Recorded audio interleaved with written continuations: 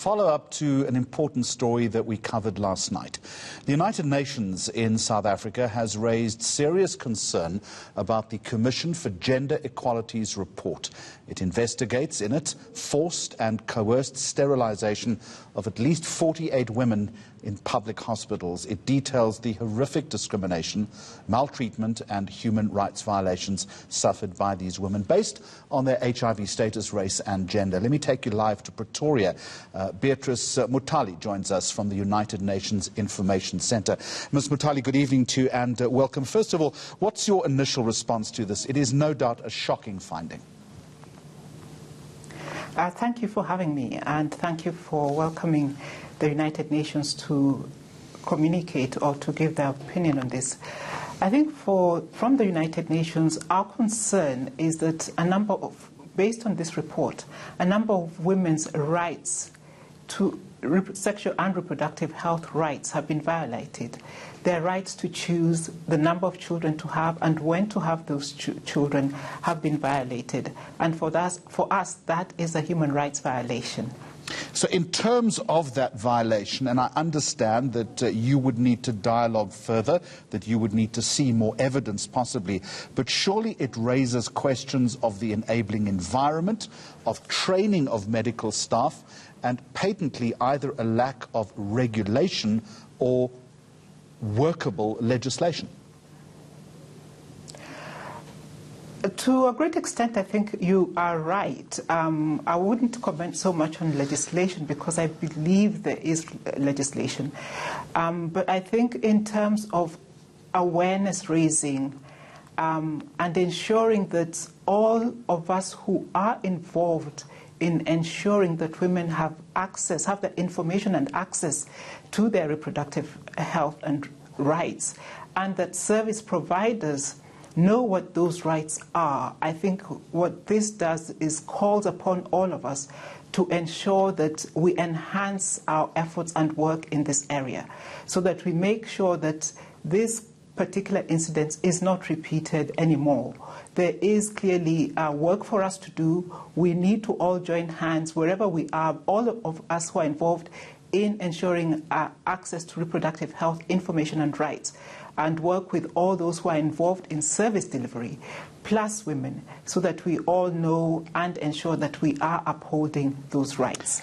And for us as the United Nations, we will ensure that we enhance our work in that area. Well, let's talk about that then. I absolutely agree with you that it is critical at this juncture to start raising awareness, understanding, of course, that a lot of the awareness raising would need to happen in far-flung and rural hospitals in South Africa.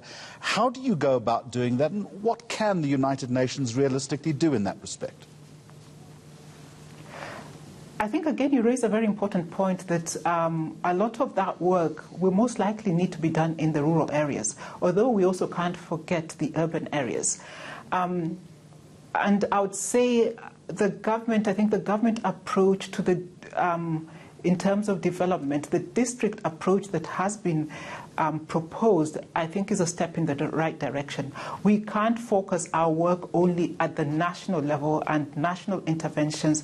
We need to really work in the communities. We need to work with community leaders. We need to work with civil society organizations. We need to work with women's organizations in the community so that they create the awareness within the communities and so that women know what their rights are and how they can demand for their rights. But at the same time, we need to make sure that we scale up our efforts, awareness raising also for service providers, whether they're the nurses, community health workers, whether they're medical doctors.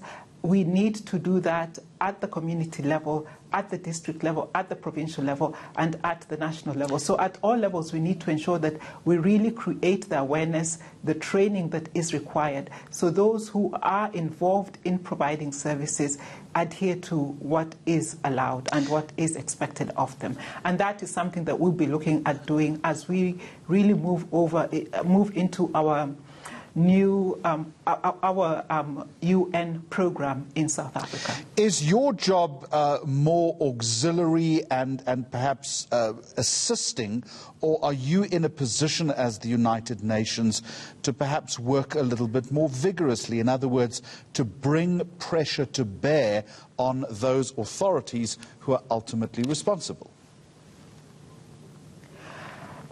Well, our work as the United Nations, we always work with government. We work alongside government.